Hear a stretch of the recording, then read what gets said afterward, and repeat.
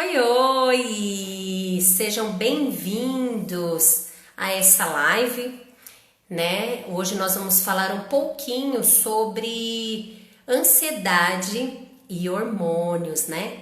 Será que tem alguma relação entre eles? Como vocês sabem, aqui de terça e quinta, a gente tem convidados muito especiais. E eu vou começar fazendo um convite. Você que está aqui, tira um print da tela e marca, né? Cibele Simões, Dr. Felipe Endócrino, ou você pode também enviar essa live no aviãozinho que é o seu direct. Convida mais pessoas para vir participar dessa live maravilhosa com a gente, tá? E se você tiver alguma dúvida, qualquer coisa que você queira saber sobre o assunto, o doutor irá responder qualquer dúvida que possa surgir, tá bom? Então, tô aqui enviando para todos os meus contatos que estão aqui no meu direct para vir participar da live com a gente. E responde aí para mim de onde você é. Ah lá, Regiane de Marabá, Pará. Uau! Que maravilha! Fran, seja bem-vinda. Então, nós vamos falar de hormônio, gente. Pois é, né? Se tiver alguém aí na menopausa, inclusive, eu espero que uma paciente minha participe. Ela está com 38 anos e entrou na menopausa precoce. Então, ela está sofrendo alguns efeitos e tudo mais. Então, eu gostaria muito, espero que ela participe aqui com a gente. Lembrando, vamos lá novamente. Ju, bem-vinda. Fran, Regiane. As pessoas já estão entrando aqui. O Dr. Felipe já está com a gente. Qualquer dúvida, nós estamos à disposição para responder. E se de repente a gente não conseguir, pode entrar inbox, né? Para falar comigo ou para falar com o doutor, tá certo? Então, na quinta-feira, já fazendo a divulgação, na quinta eu vou fazer uma live também com uma mamãe, ela é mãe de trigêmeos, mãe de 4 filhos, e nós vamos falar sobre a ansiedade nesse período de quarentena, home office, com os filhos em casa. Olha, não tem sido fácil. Eu com 2 não tem sido, imagina com 4, né? Então, muito bom. Seja bem-vindo, Rosângela, Budai. Uau! Adelita, que bom te ver aqui, gente. O Dr. Felipe, depois ele vai se apresentar aqui. Ele atende em Ourinhos, viu, gente? Ele é endócrino em Ourinhos. Olha que descoberta. A gente precisando tanto de um profissional na nossa região, né? Então, eu acho que ele já está aqui. Marta, bem-vinda. Marta, escreve a sua pergunta aqui pra gente. Eu encaminhei a sua pergunta pro doutor, mas não ficou muito clara. E ele falou que tem o maior prazer em te responder. Vai dando bastante coraçãozinho aí pra gente. Quanto mais corações, mais o Instagram entende que é um conteúdo de valor e com isso vai trazendo mais pessoas. Então bora lá. Chegar. Tcharam. Olha quantos corações. Eu fico felicíssima de ver esses coraçõezinhos coloridos. Olá, doutor! Boa noite! Bem-vindo! Boa noite. Obrigado, Cibele. Obrigado o convite. Imagina, eu que agradeço. Eu quero começar, né? Tem bastante gente entrando aqui, agradecendo pela sua disponibilidade, pelo seu sim, por estarmos aqui nessa terça-feira contribuindo com as pessoas. Eu queria que você se apresentasse, né? Falasse um pouquinho do seu trabalho, onde você atende. Foi uma descoberta saber que tem um outro endócrino em Ourinhos. Ah, que beleza, né? Então conta pra gente um pouquinho. Primeiro, obrigado o convite, né? Eu sou Felipe, eu sou endocrinologista, atuo aqui em Ourinhos, né, no interior de São Paulo. Sou formado pela Unicamp, tenho residência em clínica médica pela Unicamp também e fiz a residência de endocrinologia na Santa Casa de São Paulo, título de especialista pela Sociedade Brasileira de Endocrinologia e Metabologia e atualmente sou doutorando lá da Santa Casa de São Paulo também. Ó, você viu, né, que os nossos convidados aqui são topíssimos, né, gente?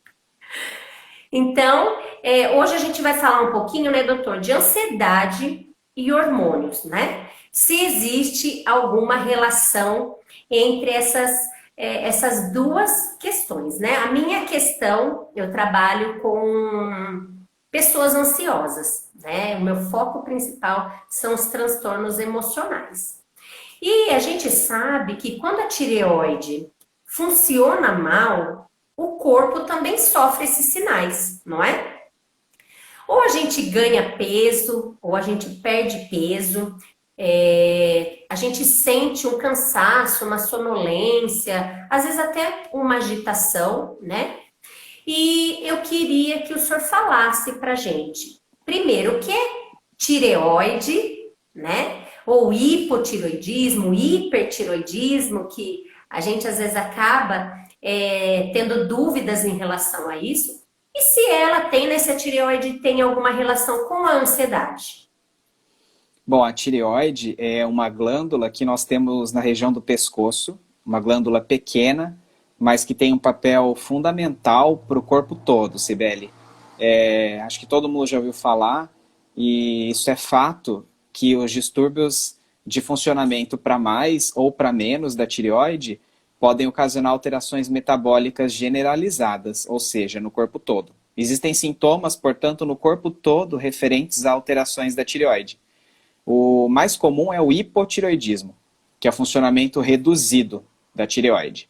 Nessa condição, Hum, pode haver sonolência, cansaço, pele seca, unha quebradiça, intestino preguiçoso e assim por diante.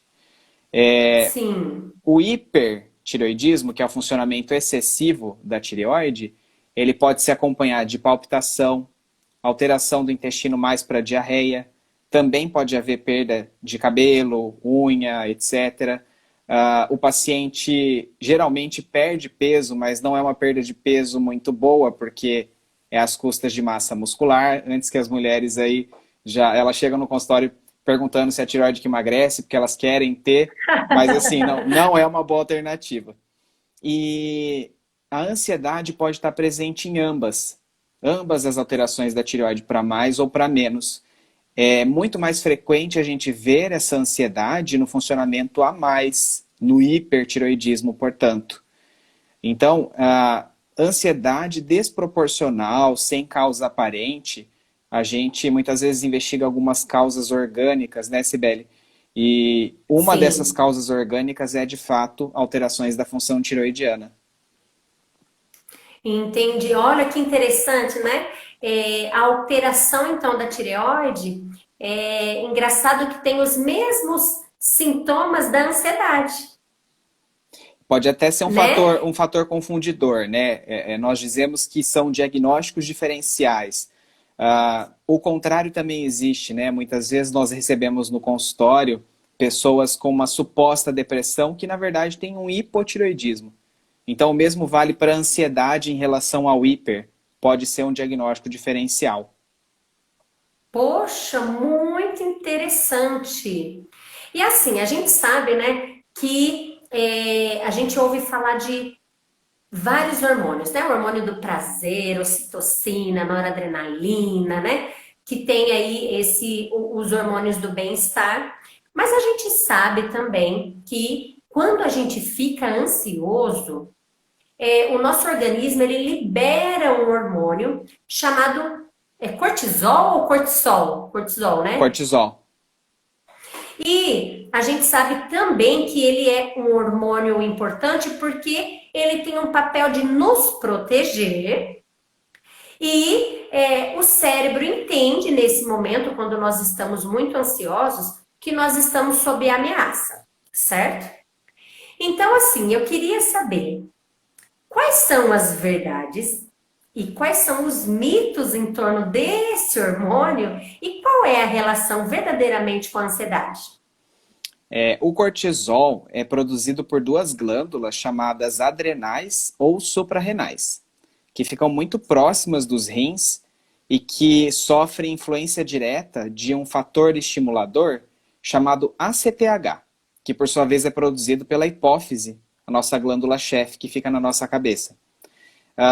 Quando existe alguma reação, igual você citou, um estresse agudo, uma reação de fuga, eventos que sejam estressantes ao organismo, existe produção aumentada de cortisol, GH e epinefrina. Esses são os três hormônios da reação do estresse, como nós dissemos. Então, isso é fato, em que existe uma relação direta entre o cortisol e as reações de estresse, reações de fuga. Porém, muitas concepções populares a respeito do cortisol têm colocado ele num papel um pouquinho diferente daquilo que realmente acontece. Então, assim, não é porque eu vivo uma rotina estressante, por exemplo, que o meu cortisol necessariamente vai aumentar. Essa resposta é aguda. Essa resposta é induzida agudamente por algum estresse. Um grande exemplo que eu ofereço para os pacientes é a respeito de hipoglicemia. Meus pacientes diabéticos usam insulina e muitas vezes a insulina pode causar hipoglicemia. E a resposta aguda à hipoglicemia é ter um pico de cortisol, um aumento muito grande de cortisol. Isso é um evento estressante para o organismo. Então vamos lá. Em relação ao estresse, a ansiedade crônicos, quais são os mitos e as verdades do cortisol? O que a gente vê muito na prática clínica. Uma coisa eu já falei, que é essa questão das pessoas relacionarem eventuais níveis de cortisol elevado com ansiedade, o que é um mito. Agora, alterações hormonais do cortisol podem cursar na mesma doença, sim, com ansiedade. Um grande exemplo é a síndrome de Cushing, em que existe uma produção aumentada de cortisol, geralmente induzida por tumores da hipófise. A pessoa tem um monte de alterações metabólicas, com ganho de peso, diabetes, hipertensão, osteoporose, má cicatrização das feridas da pele, e além disso tem ansiedade também. Isso é uma coisa que pode acontecer. Do outro extremo, ou seja, deficiência do cortisol, é a chamada insuficiência adrenal, o quadro geralmente emocional é o oposto. O paciente fica mais prostrado, mais astênico, que a gente diz, né? Com uma postura mais adinâmica, com menos iniciativa. É aquele paciente que talvez penda mais para a depressão, né, Cibele, por assim dizer. Então é o oposto. Então, assim, a gente tem que, na prática, a falta do cortisol por situações que geram insuficiência adrenal provoca essa astenia, esse cansaço, essa falta de iniciativa. Por outro lado, o excesso do cortisol em situações como eu citei, que é a síndrome de Cushing, pode ocasionar ansiedade e casos até descritos de psicose. É um diagnóstico diferencial importante. Nossa, que interessante, né? Porque tem muita ligação total, né? Com a questão da depressão, porque aí o senhor colocou bem aí, né? Quando não tem muita reação, quando fica mais apático, né? E quando fica muito acelerado, entre aspas, né? Que seria a questão da ansiedade. Porque aí a pessoa está vivendo nesse comportamento de alerta, né? De luta e fuga o tempo todo, Exatamente. Então né? veja como os dois extremos obrigam a fazer uma diferenciação muitas vezes pela dosagem desse hormônio, é muito importante. Muito bom. E fala para mim, né? Em que momento, qual é o melhor momento, de repente, para eu procurar o endócrino? Quando eu sei que eu preciso te procurar? Essa pergunta é difícil, né? Acho que todo mundo vai ter que procurar o endócrino uma vez na vida. Mas, assim, a gente atua em diferentes frentes, né? Eu acho que a gente é muito procurado por questões de peso, por alterações da tireoide, que muitas vezes são descobertas em exames de rotina, ou porque a pessoa de fato está com alguma alteração emocional que ela suspeita que possa haver uma alteração tiroidiana, ou porque tem uma alteração de glicose, né? Diabetes é nossa área também, e assim por diante. Concernente ao tema em voga aí na nossa palestra, né, que é a ansiedade, eu acredito que uma avaliação hormonal básica possa destrinchar para a gente as principais causas orgânicas e que, portanto, seriam passíveis de intervenção, até medicamentosa, em raros casos cirúrgica. Eu tenho uma máxima que é investigar o orgânico sempre para, a partir de sua exclusão, detectar aquilo que não é orgânico. Ou seja, antes que a gente trate a ansiedade por si própria, a gente precisa ver se ela não faz parte de um contexto clínico maior. E a parte hormonal é fundamental nesse sentido. Olha, é tão. Eu falo assim, eu gosto das lives porque, assim, para cada tema eu estudo para poder, né? Porque eu sou psicóloga e entendo da minha área. Mas a partir de hoje, desse momento, né, em que eu comecei a estudar, que a gente fechou a nossa live, eu nunca encaminhei um paciente para essa avaliação. E hoje eu vejo o quanto é importante, né? Fundamental, porque assim, entra nessa equipe, porque eu geralmente encaminho para psiquiatra, e acaba, então, entrando nessa equipe interdisciplinar, né, doutor? Com certeza, Sibeli. E acho que o oposto também é válido, né? Essa conversa do endócrino com o psicólogo também acontece muito na prática. Muitas vezes o Sim. paciente vem para fazer um check-up hormonal, nós reviramos de alto a baixo, pedimos exames, hormônios e nada vem de alterado. Aí a gente vai conversar um pouco mais, descobre que há fatores que realmente precisam de uma abordagem psicológica e acaba mandando para vocês. Então o oposto também acontece bastante. Essa conversa nossa é muito importante na prática, né? Nossa, eu achei fundamental. Tem uma perguntinha aqui, ou um comentário, deixa eu ver.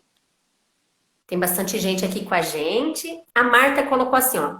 Eu descobri o hipotiroidismo através de um exame para saber a perda auditiva. Daqui para cá, casei com o Purã sem chance de divórcio. É isso mesmo. E daí, doutor, fala um pouquinho. Essa questão do casamento com o Puran, ou seja, do uso contínuo, né?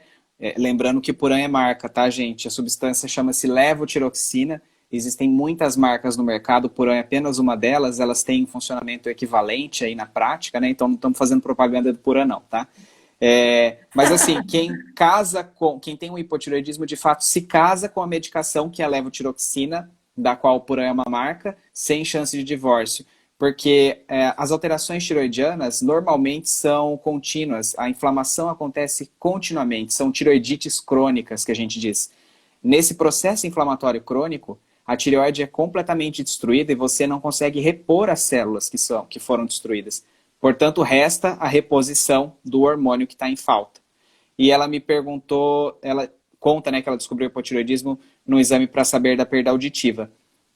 Isso. Muitas vezes é de pouco conhecimento, mas o hipotireoidismo pode sim ocasionar alterações otorrinolaringológicas. A mais conhecida é a rouquidão, mas ela pode ser causa de zumbido, de perda auditiva, sim. Ai, que nossa! Olha aqui, Moisés, doutora Cibele, tô amando a live. Ai, que maravilha. Tem muita gente, só elogios para o senhor também, viu? Obrigado. Que o senhor é o melhor e tudo mais. Adorei.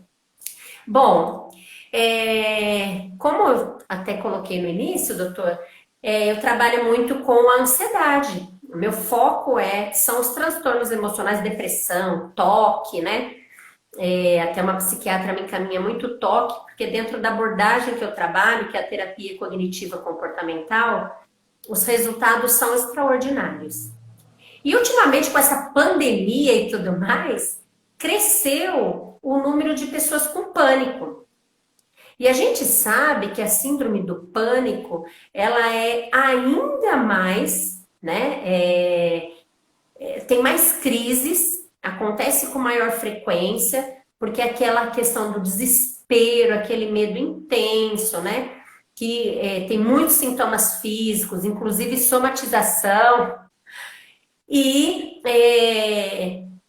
essa questão, medo do perigo, tudo de ruim vai acontecer. Principalmente tem até medo de morrer. Então, antes de procurar o psicólogo, eu recebo também pacientes encaminhados do cardiologista, porque faz essa bateria de exames e não consta nada. Então, assim, eu queria saber, nessas pessoas, né? Há alterações, eu gostaria até de saber se é verdade, né? Que há alterações hormonais que podem levar, então, à ansiedade extrema quando sendo confundida, por exemplo, com o pânico. Pode. É uma condição bastante rara, Cibele, chamada feocromocitoma.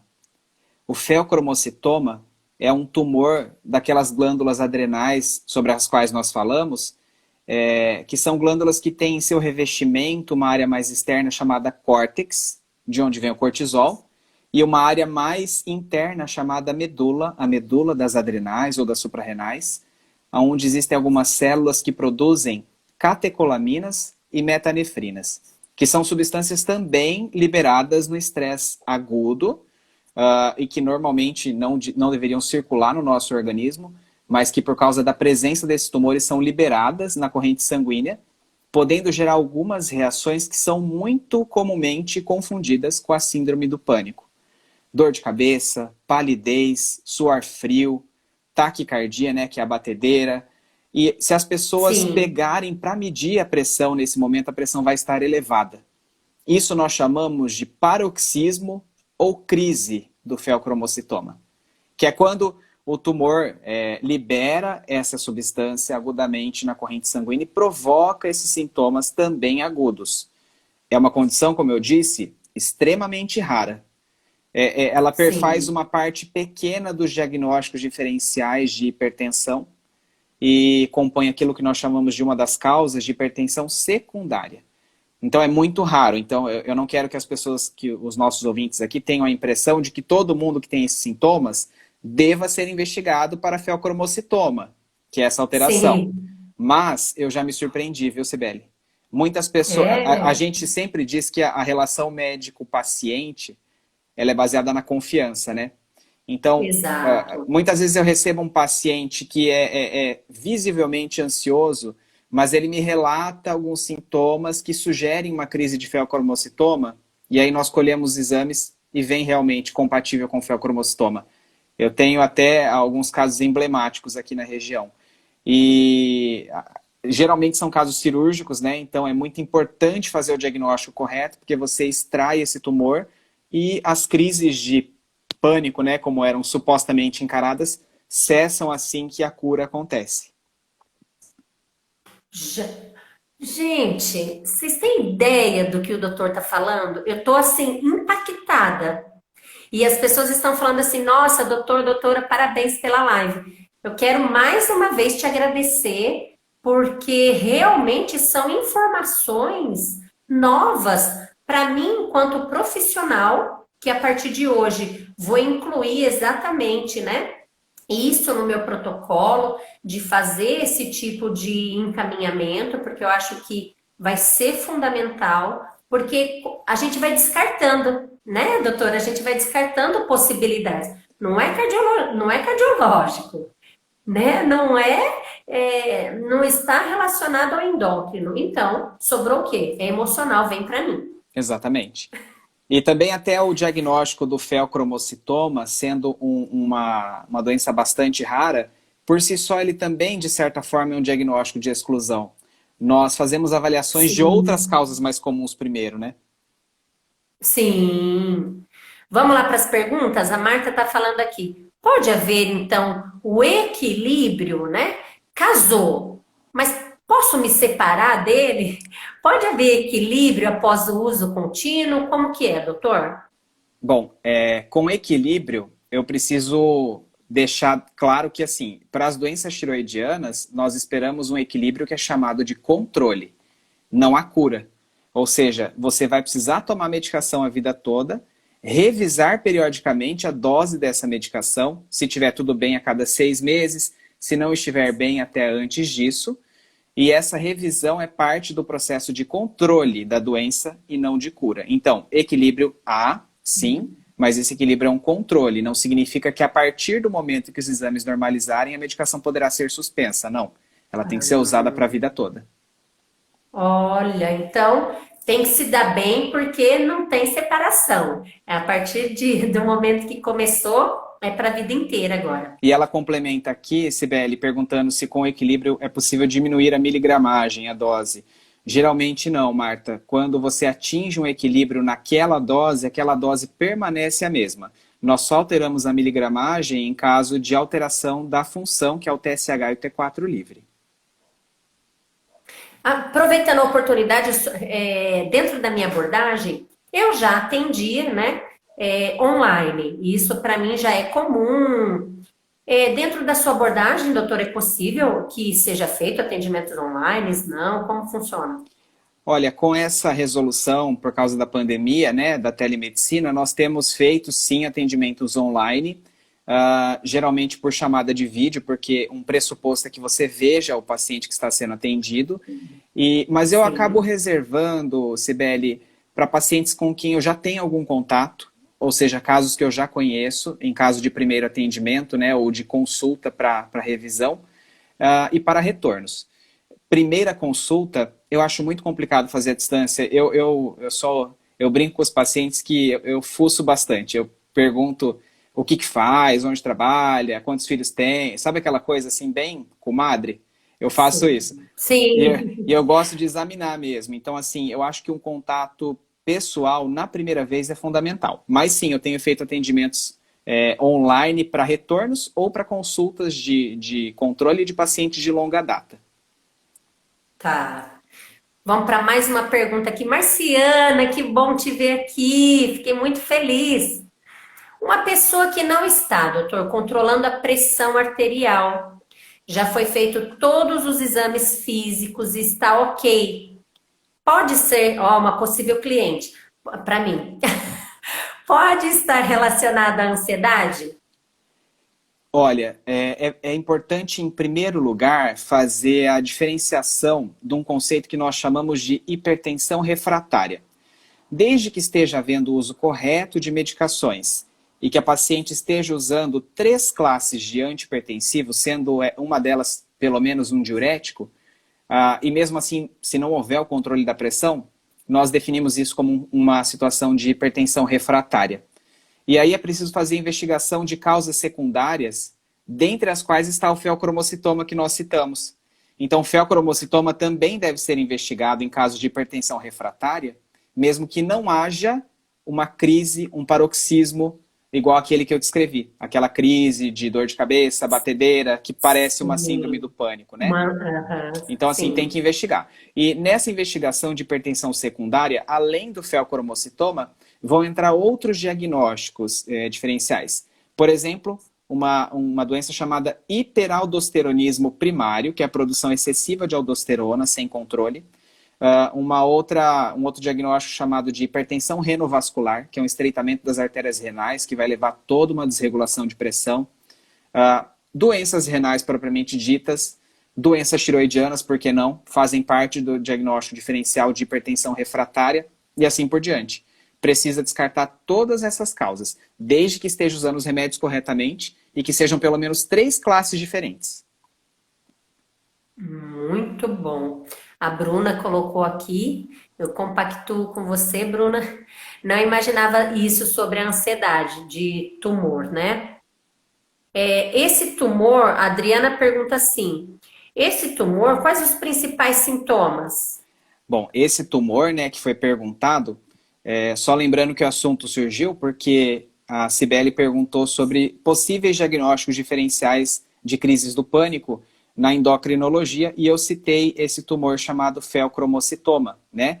Esse tumor chamado feocromocitoma é um tumor das glândulas adrenais ou suprarrenais, que são glândulas que ficam próximas aos rins e que na sua parte mais central, que nós chamamos de medula, por causa da existência desse tumor, ele libera substâncias para a corrente sanguínea que são chamadas de metanefrinas e catecolaminas e que podem causar esses sintomas agudos, como nós dissemos, né? Dor de cabeça, crises de pressão alta, batedeira no peito, suor e assim por diante. Causa específica, tem alteração genética, é isso que origina os tumores, né? Uma replicação celular indiscriminada e sem controle. O feocromocitoma, em sua grande parte, ele é esporádico, mas pode haver síndromes familiares e síndromes que a gente chama de neoplasias endócrinas múltiplas, em que se cursam outros tipos de tumores, mas isso não vem ao caso porque são extremamente raros. E o feocromocitoma por si só também já é raro. Tá. A Júlia perguntou assim, doutor, também é psicólogo? Nas horas vagas só. Não, não, não oficialmente, viu? A psicóloga aqui é Cibele.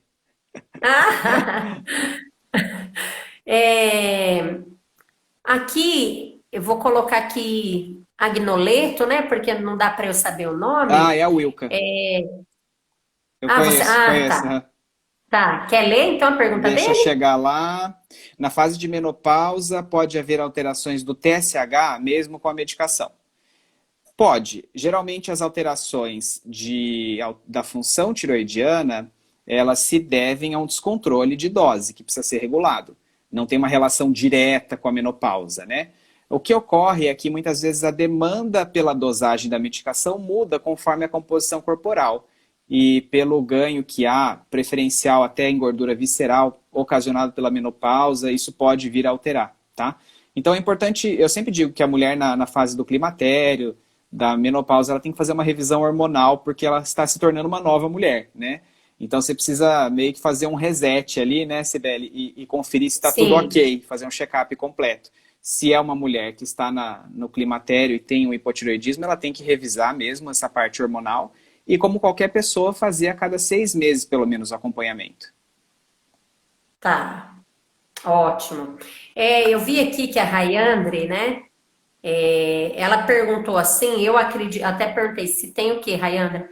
Como descobrir o que fazer para saber se eu Eu tenho? acho que ela Eu acredito, perguntou sobre o eu acho, tumor, né? No momento do tumor, isso, né? acredito que sim. Rayandra, a primeira questão é assim, tem que ter uma boa conversa com o médico, tem que haver exame físico, a gente tem que ver medicações que você está usando, porque, como eu disse, é um diagnóstico raro e é preciso fazer outros diagnósticos primeiro.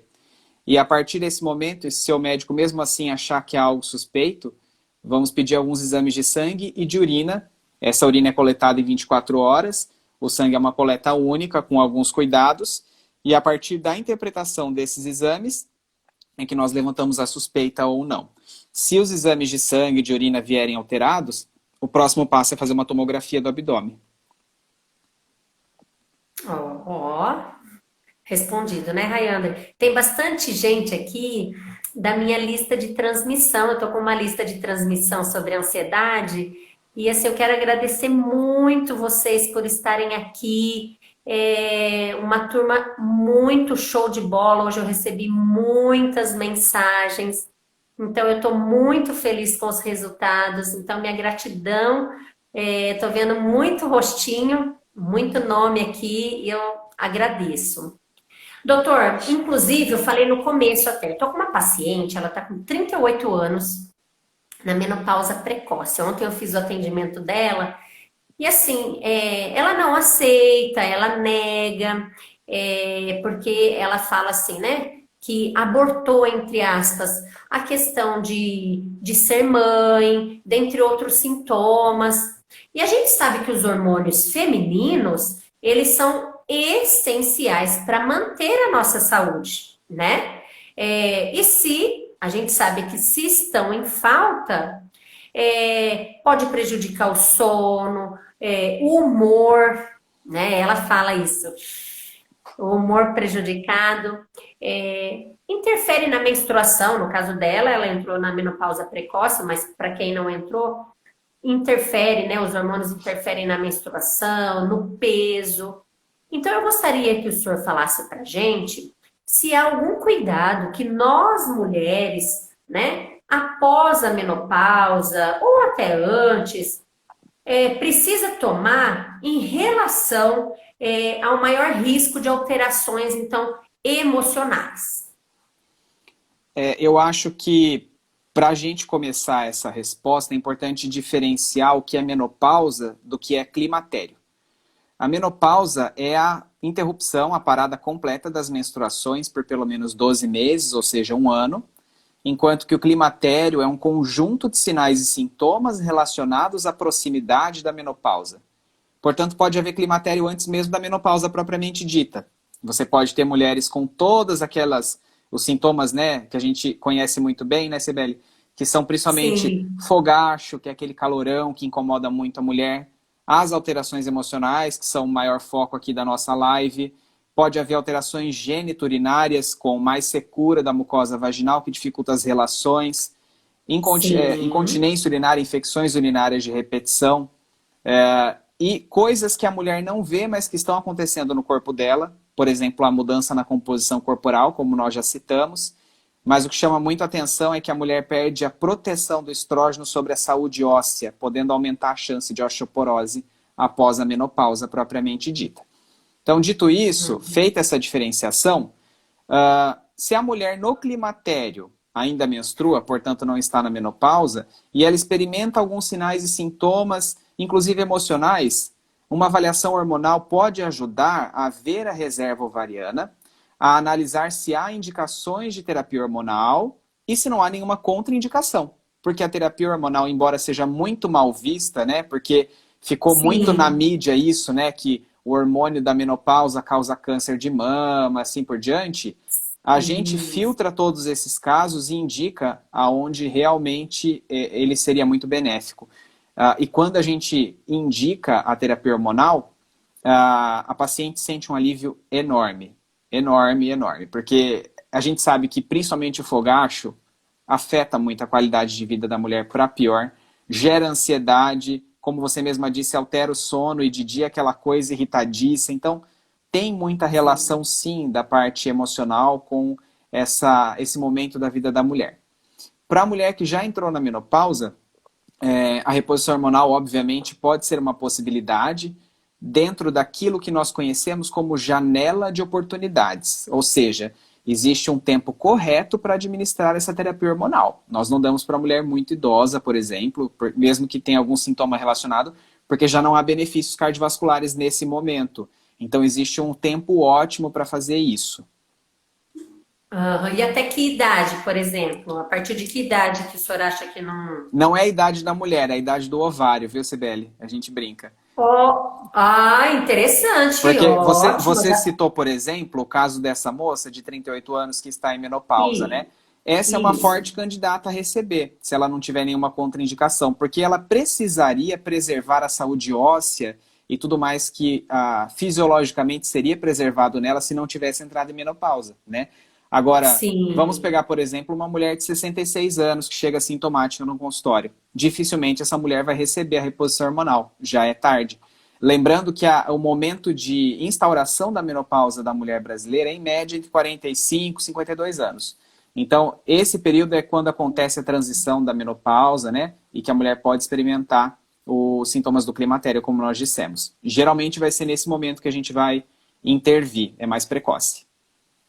Ah, entendi. A Bruna tá com uma perguntinha aqui. Tem como evitar a menopausa Ah, oi, precoce Bruna. Oi, Bruna. caso tenha genética para isso? No caso da minha paciente, a mãe dela entrou aos 42 anos, né? Então, Olha, na é, verdade, assim, se existe uma causa familiar de menopausa precoce, e aí eu cito, por exemplo, um diagnóstico chamado oforite autoimune, né? Ou seja, uma destruição autoimune dos ovários que pode acontecer por influência familiar, genética, e outros diagnósticos também, isso precisa ser primeiro investigado. Se existe um diagnóstico fechado em torno dessa menopausa precoce familiar, aí sim nós temos como intervir sabendo qual é a causa. Em alguns casos, realmente não há tratamento, mas em outros há. Menopausa precoce pode acontecer também por transtornos da hipófise, Sibeli, daquela glândula que nós falamos, que está na região da cabeça, que é a glândula-chefe, né? Antigamente era muito sim. comum, por exemplo, a menopausa precoce advinda do período pós-parto, em que havia um grande sangramento, isso comprometia o suprimento de sangue da hipófise, causava sua necrose, sua destruição e, portanto, cessava o estímulo que contribuiria para a mulher continuar menstruando. E isso Nossa. comprometia os ciclos e a mulher entrava em menopausa após isso. E tumores da hipófise e outras doenças da hipófise também podem causar menopausa precoce. Então não é só o ovário. A gente acha que menopausa é só o ovário, mas nós temos que lembrar que Sim. toda glândula no nosso corpo é uma conversa com outra glândula maior, que é a glândula chefe, a nossa glândula hipófise. E é preciso avaliar a conversa entre as duas glândulas para chegar a um diagnóstico em muitas ocasiões. Então, Bruna, respondendo, depende de qual causa genética é essa, de qual predisposição hereditária existe na família. Se é algo passível de intervenção, você consegue diagnosticar, intervir nas próximas gerações, por assim dizer, e realmente ter uma diferença de curso dessa doença. Outras doenças a gente não vai conseguir intervir, a gente acaba só repondo o hormônio mesmo. Entendi. Nossa, tá tão bom, né, o bate-papo aqui e a hora passa rapidinho que a gente não vê, né? Então, assim, praticamente, se tiver mais perguntas, ótimo. A Fá acabou de falar, cheguei. Que bom. Para quem não conseguir assistir agora, a live fica disponível por 24 horas e depois eu coloco todas no meu canal do YouTube, doutor. Porque aí fica lá a turma maratona no fim de semana, né? Se alimentando de uma higiene mental de boas coisas, né? Então vamos falar de homem. Nós falamos bastante de mulheres, né? A gente sabe que a ansiedade é muito maior nas mulheres, muito maior mesmo, né? Em razão até de toda essa pressão em cima da mulher por todos os papéis que a gente tem, né? A gente é mãe, é esposa, é o trabalho, é a casa. Então, isso já faz a gente ter mais ansiedade do que o homem. Nós somos muito aceleradas, né? Eu vejo aqui em casa por mim. Eu sou ligada no 330, meu esposo no 110, né? Então, eu queria saber assim, ansiedade em homens pode ser sinal de alterações dos níveis hormonais, né? Dos níveis de hormônio masculino? Como sim, não, como que é? Com certeza pode. Não é porque é homem que não tem doença da tireoide, né? Começando pela causa mais comum, que é a doença tireoidiana, que também pode acontecer nos homens, né? Embora seja muito mais prevalente nas mulheres. Agora, especificamente como um sinal de deficiência da testosterona, que é o hormônio masculino, pode haver, mas em razão de ser secundário às restrições que a falta da testosterona impõe sobre a qualidade de vida do homem, né? Começa pela disfunção erétil, a questão da queda das relações sexuais. Para o homem isso é muito estressante, né? E, Muito. e além disso, a falta da testosterona diminui muito força muscular, disposição e outros aspectos da vida diária, da rotina do homem. E isso pode sim trazer bastante ansiedade. Eu recebo bastante homens com deficiência de testosterona, que tem um quadro clínico, obviamente, composto por mais elementos, mais sintomas, mas que uma das coisas que a gente percebe muito é uma ansiedade, até relacionada a desempenho sexual, etc. Isso, O exata. homem Eu tem ia essa coisa, né, da performance na cama, tudo, e muito. aí então fica uma ansiedade em virtude disso. Eu tô até com um paciente que o casamento dele, né? A esposa me procurou, eles são casados e há mais de um ano e pouco que eles não têm relação porque ele tentou várias vezes, falhou em todas elas. Isso gerou uma ansiedade extremamente grande porque já vem lá, né? Bom, e se eu falhar? E se eu já vou com esse pensamento, né, doutor? Provavelmente, aí a gente entra naquela luta e fuga. O cérebro entende que ele precisa fugir. E ao invés, então, né, do sangue ir para onde precisa, vai para as pernas porque interpreta como perigo, ameaça. Então, e o casamento deles, infelizmente, está por um fio, né? Então, ele também me procurou, porque isso ele tem evitado, porque a estratégia é compensatória, porque se eu não enfrento, eu não mostro a minha incapacidade, né? Então, essa questão do desempenho realmente mexe bastante com a questão. E eu acho que deixar claro que quando se trata de disfunção erétil, não necessariamente o problema é de encanamento, que a gente diz, né? Não é uma coisa do urologista necessariamente. Você precisa primeiro fazer uma avaliação hormonal, principalmente se há falta de libido mesmo, né? Aí precisa dosar a testosterona no homem e saber qual é a origem dessa deficiência de testosterona. Se é um problema primário do testículo ou se é um problema primário da glândula chefe, da hipófise. Mais uma vez, avaliando a conversa entre as duas glândulas. E, por exemplo, deixa eu fazer uma pergunta, já que depois eu vou enviar essa live para esse casal. É o seguinte, ele foi num clínico geral, né? Eu tive uma sessão com ele, foi no clínico geral, pediu os exames e viu que ele não pode ter filhos, né? Ele descobriu nos exames que ele fez.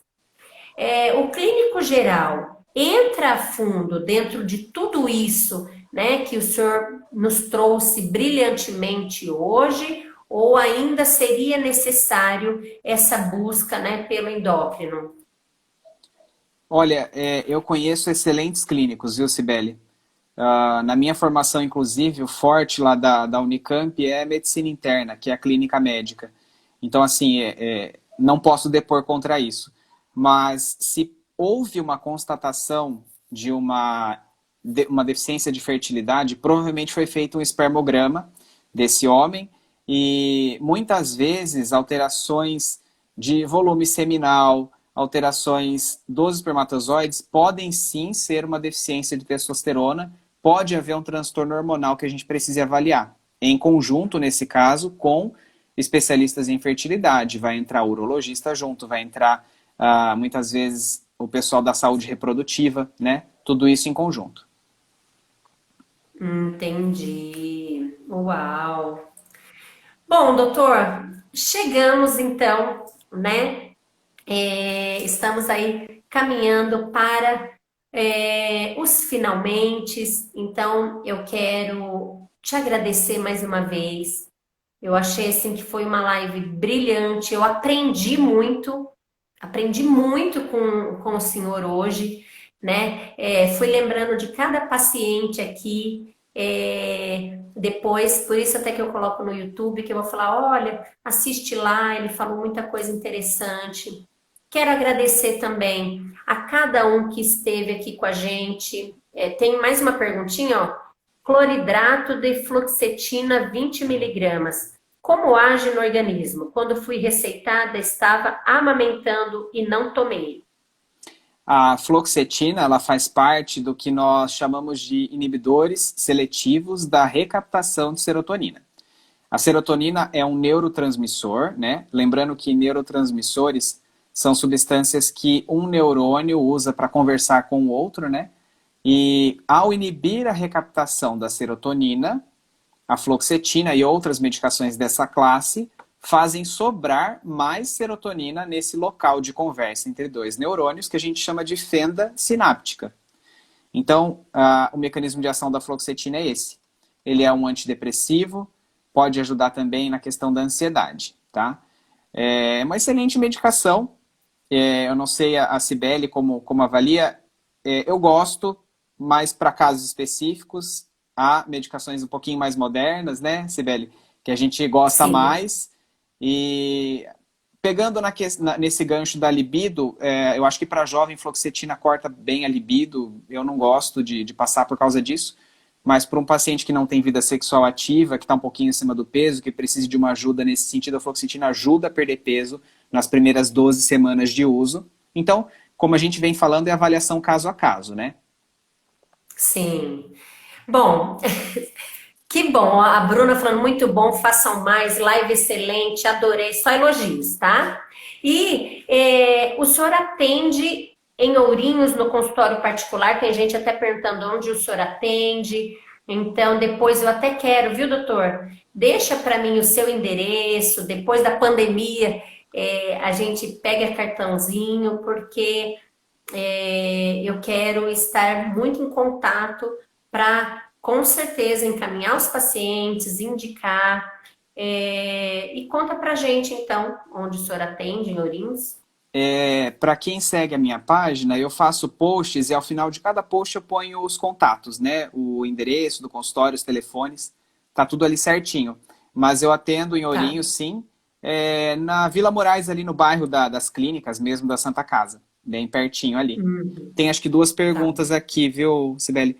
Oi, Mas Júlia. vai Vai cair o cair? sinal. Ixi, Ele é assim, quando dá já deu uma hora? eu sempre me despeço com 55 minutos por aí, Ah, tá. senão cai sem a gente conseguir agradecer. Tá bom. Então, se tiver mais alguma pergunta, pode mandar para o doutor no inbox dele, pode mandar para mim, nós estamos à disposição. Então, mais uma vez, eu quero agradecer a vocês que estiveram aqui o tempo todo, a vocês que vão assistir depois, né, ao doutor, que o senhor continue, né, fazendo a diferença na vida dos seus pacientes. Eu acredito que a nossa missão principal é transformar vidas, né? Eu acho que esse é o nosso maior propósito. Minha gratidão por todos esses ensinamentos. Conte comigo para o que precisar. Obrigado pelo convite, obrigado a todos que participaram. E sigam o doutor no Instagram. Eu aqui, né, quinta-feira, como eu disse, eu vou fazer uma live. Para quem é mamãe, convida todo mundo. Vou fazer uma live muito especial também, doutor, com mãe de trigêmeos. Então, nós vamos falar sobre ansiedade, e a rotina familiar, né? Porque isso tem gerado uma ansiedade ainda maior. Então, sigam a gente no Instagram. Um super beijo, Tchau, que tchau, boa Deus noite. abençoe cada um de vocês. Tchau, tchau.